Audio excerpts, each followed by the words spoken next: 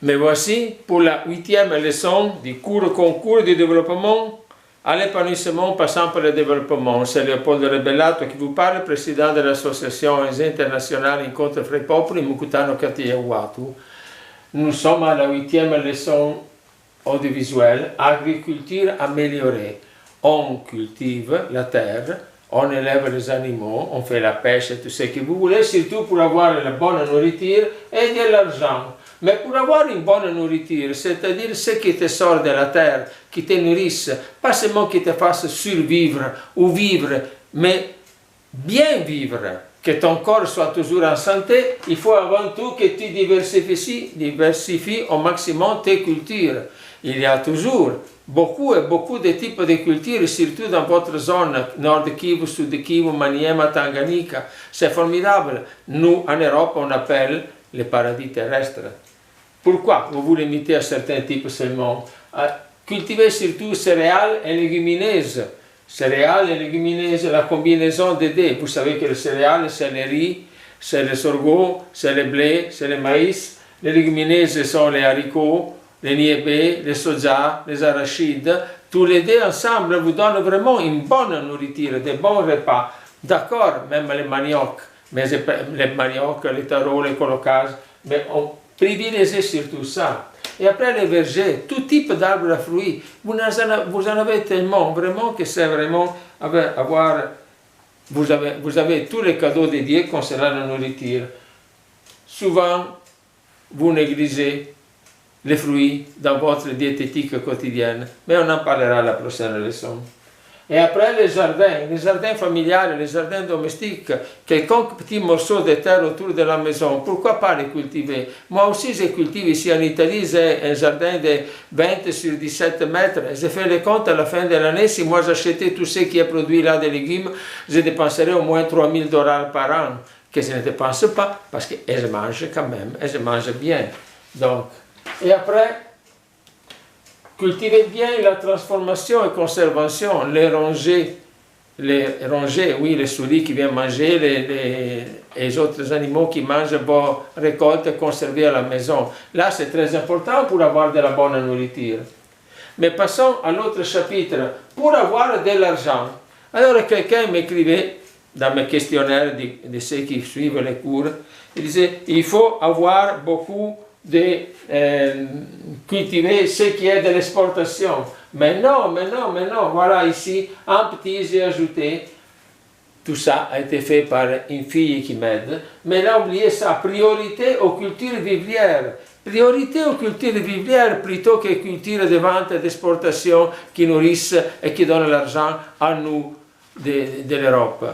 Cultivez vos cultures vivrières, mais il faut avoir même une vision de choisir les cultures demandées par les marchés, surtout les cultures de votre marché. Mais les marchés ne demandent pas les quinquina, ils demandent de quoi manger surtout. Et donc cultiver à travers les cultures vivrières, vous pouvez avoir beaucoup d'argent sans recourir sinon au minimum pour les cultures de rente.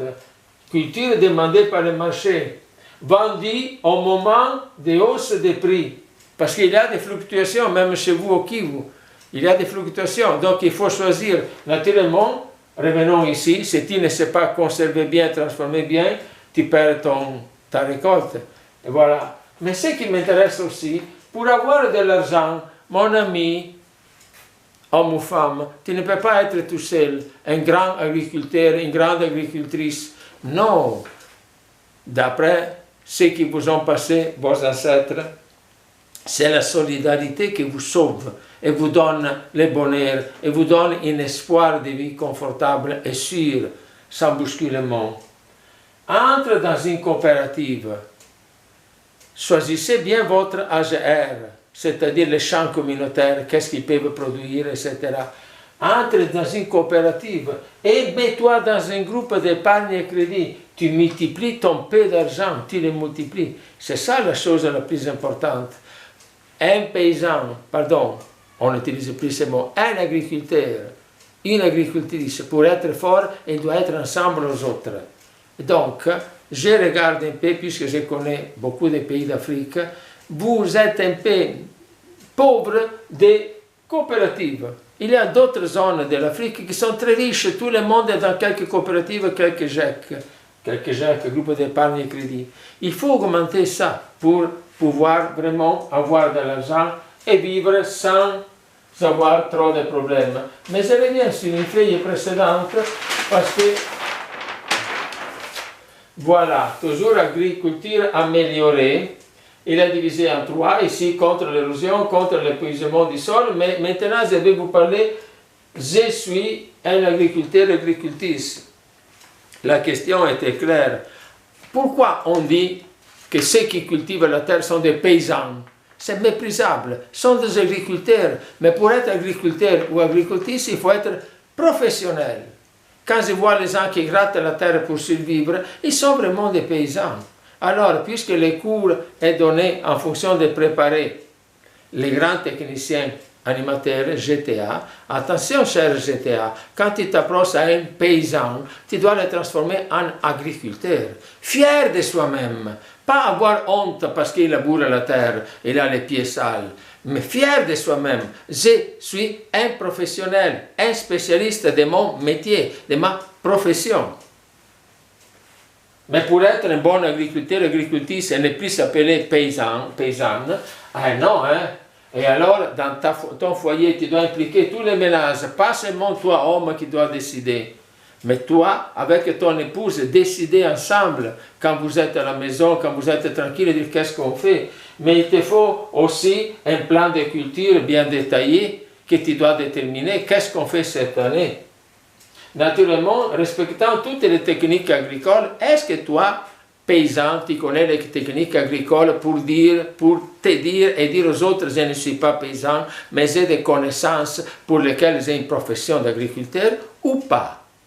Ou tu fais comme tes ancêtres grattant la terre pour survivre? Voilà la gestion des risques. Il faut savoir gérer les risques, prévoir les risques, pour n'être pas soumis à eux. Information. Est-ce que tu es sûr de toi? Je me rappelle une fois que j'étais à Bukavu, j'étais allé en cours et j'avais des gens de Kindu. Ils étaient tellement sûrs de leur connaissance que j'ai dit, mais quoi? Moi je viens, je suis blanc, mais ce n'est pas ça qui fait. La peau ne fait pas la culture et la connaissance. Peut-être de ma bouche sortent de nouvelles connaissances qui changent vos connaissances, qui améliorent, ou même s'ils n'améliorent pas directement, ils vous posent des doutes pour lesquels vous-même vous sortez d'autres. Non, nous sommes des experts. Non, ça c'est bête. Toute la vie, tu dois t'informer et t'informer. Et après, si tu es un professionnel de l'agriculture, tu dois avoir ta caisse ordinaire et la caisse d'amortissement. Moi, je représente une OSC internationale. Combien de fois nous avons aidé des agriculteurs, des paysans à les transformer en agriculteurs, mais quand petit à petit les moulins se gâtaient, donne-moi un autre moulin. Quand les râteaux, les bêches sont foutus comme ça, et alors on attend l'OSC extérieur qui vient nous aider. Non, ce n'est pas des professionnels, ça signifie être mendiant. Mais voyons un peu la dernière partie. Une agriculture améliorée vise avant tout à lutter contre l'érosion. Pourquoi je parle de ça? Parce que la surface plate est très difficile. Moi, ici en Italie, je vis sur la plaine padane, que c'est vraiment plate. Je n'ai pas de problème d'érosion, parce que c'est plat. Mais vous habitez sur des montagnes et des collines. Contre l'érosion, jamais le sol nu. Jamais le sol nu, toujours quelque chose au-dessus, ne fût-ce que le paillage. Et après, vous voyez, créer les terrasses, vous savez qu'est-ce que ce sont, les billons, les fosses discontinues, les haies vivantes. Je rappelle une fois que j'étais au Massissi. Au Massissi, les missionnaires avaient appris de faire des bandes anti-érosives faites avec la citronnelle. Et les paysans faisaient, c'était sur la montagne. On m'a appelé une fois en disant, nos montagnes croulent totalement. Les délégués de l'agriculture avaient conseillé d'enlever tout ça après 5 ans et les refaire plus en bas. Mais non! Les haies anti-érosives se conservent toujours, faites avec la citronnelle ou d'autres choses, par exemple les titonia, etc., n'est-ce pas? Et conserve, petit à petit, vous formez les terrasses. mais je ne descends pas tellement dans ces détails. Une petite chose, l'agroforesterie, j'y tiens beaucoup. Je prends mon livre, parce que peut-être c'est un concept qui n'est pas bien clair dans votre mentalité, mais c'est très important pour conserver aussi contre l'érosion. Agroforesterie, c'est-à-dire je cultive, mais il y a les arbres. Je cultive la terre, mais il y a les arbres. Les arbres ne m'empêchent pas de cultiver la terre. L'agroforesterie est l'association dans les mêmes terrains agricoles et de pâturages, d'arbres, d'arbustes, de cultures agricoles et même d'animaux en élevage. Il y a 3 types d'agroforesterie. L'agroforesterie de sylvopastoralisme, un terrain riche de grands arbres. En saison pluvieuse, on cultive, et en saison sèche, pâturent les animaux. Je ne sais pas s'il existe même dans vos zones. Deuxième, l'agroforesterie intraparcellaire, c'est-à-dire des lignes de vergers d'arbres fruits, par exemple, alterner des zones à culture vivrière. Donc, des fils d'arbres et culture vivrière, autres fils d'arbres et culture vivrière. Après, il y a un 3e type d'agroforesterie, que c'est l'agroforesterie des périphéries. Et voilà les haies vivantes, tenues en buisson, autour des cultures vivrières ou autour des enclos des animaux. Et voilà qu'on parle des haies bocagères. J'ai détaillé ça, parce qu'il ne me semble pas trop fréquenté chez vous. Après, dernier chapitre, je vais en vitesse, parce qu'autrement on s'allonge trop. Contre l'épuisement du sol. C'est contre l'épuisement du sol. La première partie qui me vient à dire contre l'épuisement du sol, c'est lutter contre l'érosion. Parce que si vous ne luttez pas contre l'érosion, votre sol vient emporter. Et j'ai déjà dit dans des précédentes leçons que votre sol était totalement noir, plus noir que votre peau, et maintenant il est rouge. Et ce n'est pas bien. Vous avez déjà perdu 2 mètres de sol fertilisant. Mais, disons, spécifiquement, pratiquer la rotation des cultures. La rotation des cultures, dans mon livre, c'est bien écrit. Pourquoi je dis dans le livre le bien-être au Sahel, que ça se traduira dans le bien-être au Grand Lac africain, petit à petit. C'est très détaillé. Si cette année je cultive le maïs ici, pourquoi après je cultive par exemple le sorgho? Non, tu dois cultiver les haricots, c'est-à-dire la complémentarité. Ça c'est la rotation. La jachère, vous savez qu'est-ce que je sais? Qu'est-ce que c'est? Vous devez laisser reposer de temps en temps votre terrain. On ne cultive pas dans cette parcelle cette année. Ce n'est pas du gaspillage. C'est laisser le terrain à repos. Mais il pousse les herbes sauvages. Bien sûr, tu dois les couper avant leur floraison et tu les laisses la pourrir. Donc tu les coupes 3-4 fois avant leur floraison. Tu enrichis des sols, c'est-à-dire les sels minéraux se remélangent dans le sol sans être exploités. Les paillages, vous savez, jamais les sols nus, on a dit, voilà les paillages. Et là, c'est très important, qui couvre pour qu'ils ne poussent pas les herbes, surtout où il y a des pépinières qui poussent dans les champs. La compostière. Compostière dans les champs, pas seulement à la maison. Chaque champ doit avoir la compostière. Oui, faites attention aux serpents qui peuvent se mettre dedans et tout, mais c'est très important. On ne brûle pas les débris du sol, la biomasse. On ne la brûle pas parce que l'azote s'en va. Tu la clôtures avec une natte, 4 pots autour, et tu arrives à avoir ta compostière, ton compost organique. Parce que c'est la fertilisation organique qui est très importante. Et la fertilisation organique, tu dois produire ton fertilisant toi-même. Voyons un peu ce que j'ai écrit. Les fertilisants, dans mon livre, il y a un bon schéma. Les engrais organiques et les engrais chimiques. Les engrais organiques contiennent 3 types d'aliments, NPK, mais aussi les mésoéléments et les oligoéléments. On parle de macroéléments comme justement NPK, vous savez, azote, phosphore, potassium. Les engrais chimiques contiennent seulement NPK, mais pas les oligoéléments. Les autres éléments très indispensables pour une correcte croissance, par exemple le fer, le cuir, le cobalt, le manganèse, le bore, le zinc et le molybdène. que si tu mets les engrais chimiques, petit à petit, ces oligo-éléments deviennent toujours moins et tu stérilises ton sol. Les engrais organiques contiennent aussi le carbone qui favorise la porosité et la rétention de l'eau sans stagnation.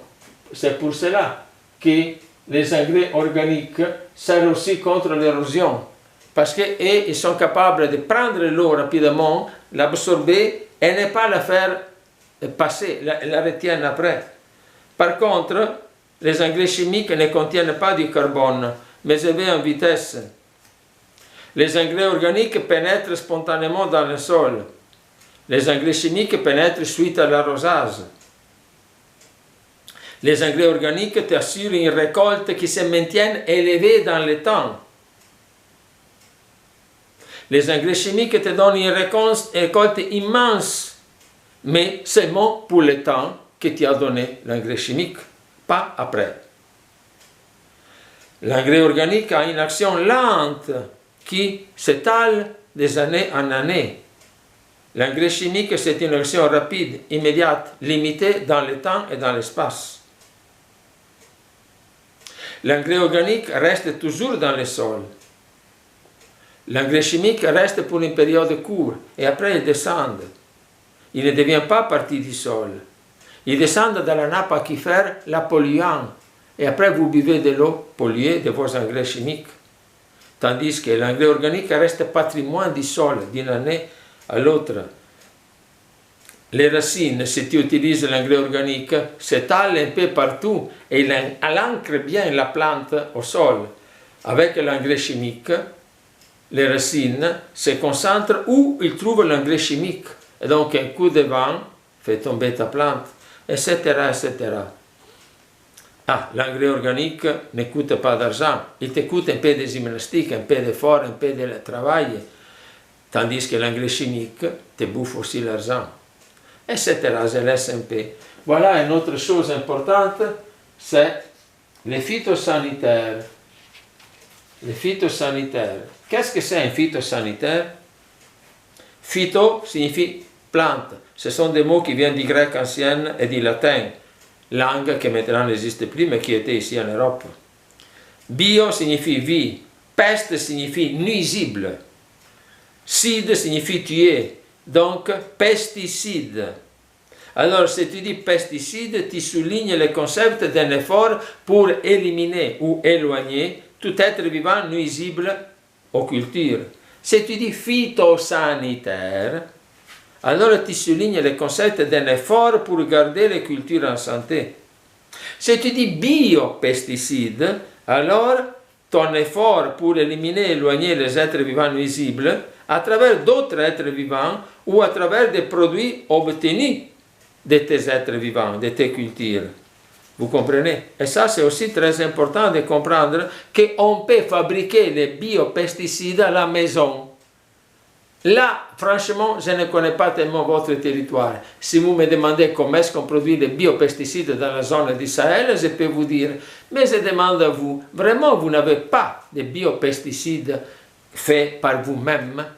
Par exemple, vous savez qu'avec les tomates, les plantes de tomates, les petites branches qu'on peut couper quand ils sont trop de branches, après des jours, c'est un biopesticide formidable si tu les laisses pourrir dans l'eau.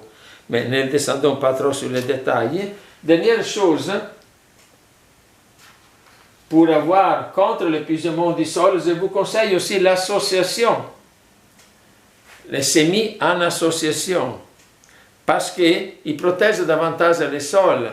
Il y a certaines plantes qui choisissent tels sels minéraux et l'autre moins, et l'autre choisit autre, comme ça le sol se conserve plus riche encore de sels minéraux. Il y a certaines plantes qui produisent des substances qui chassent certains insectes qui sont aussi nuisibles pour l'autre plante. Quelles sont les associations les plus importantes? Voilà, sorgho, mil, maïs par exemple, avec niébé, arachide, sésame.